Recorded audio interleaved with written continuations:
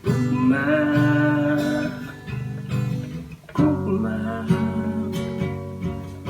tanawa nga mo awat ka na. Tuhi, oh, tuhi ang mga po. Sina'y kinig, nakangga kanimo.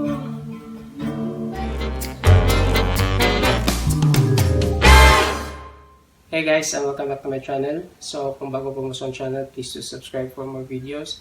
So, na ako yung guitar and ukulele tutorials, na ako yung math tutorials. So, na-upload ko yung DIY projects and repairs. And if ka na mag-purely ukulele tutorials, subscribe lang mo sa channel, Pinoy Ukulele Teacher. So, karon is guitar tutorial request sa punta. So, request siya ni Mr. Dinoy Samson. So, ang iyang request is Naglaom by Assembly Language. So, kuha sa itong gitara.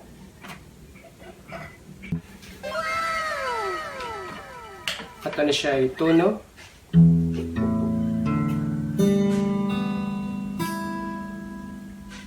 And let's begin. So, una to sa intro. So, sa intro niya is G, F sharp minor, E minor, A, unya D. So, buhaton ni kaduha. Then, ang strumming niya is down, down, up, down, down, up, down, down, up, down, down, up, down, down, up, down, down, up, down, down, up.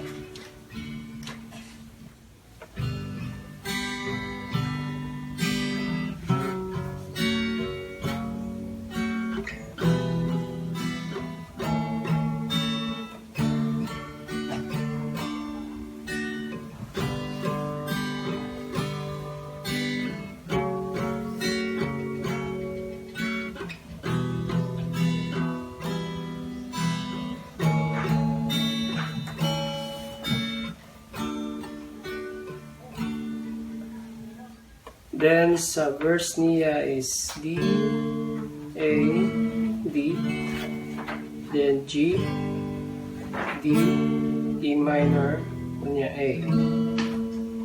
Then, sa kaduha is D, pundo sa D ni, kunya G, D, E minor, kunya A.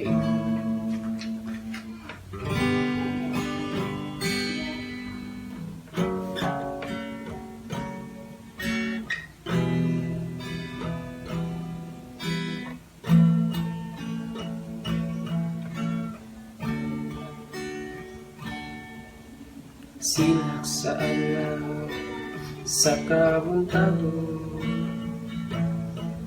ubuyog sa mabugnaw na hangin, mga langang na nalupad-lupad, na makita sa kawalangan, kukang sa bisan unsa magsulay akong giit sa pera sa kalit nga mo inyong piliyon ihatag ang tanan o ikaw akong pag-aon. Then sa refrain is G, F sharp minor, E, then A.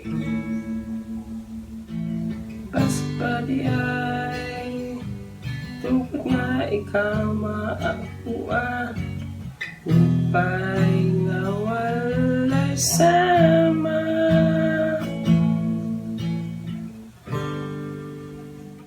Then sa chorus is the same as sa intro. G, F sharp minor, E minor, A, D, kaduha, then after sa T is mo A, kunya D, F sharp minor, G, kunya A. Basin paligay, itugot nga ikaw maakuha. Lipay nga walay sama. Kugma, oh, kugma, kanaya ko nga mamot ka na. Tuohi, oh, tuohi, itaw na ko.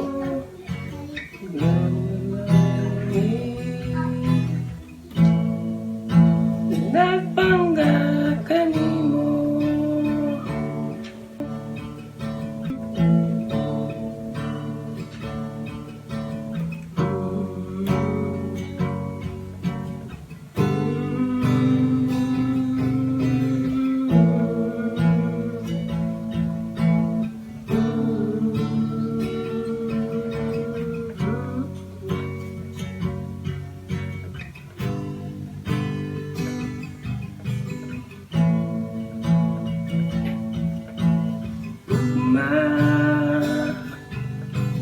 Kugma, tanawa nga muwawat ka na.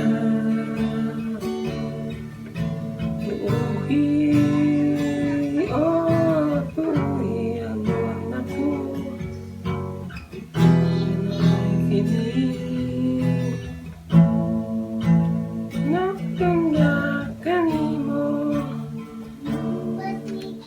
So more or less mo ito mga chord progressions na gigamit sa kanta. So mao to ang kantang Naglaom by Assembly Language. So thank you for watching and see you next time.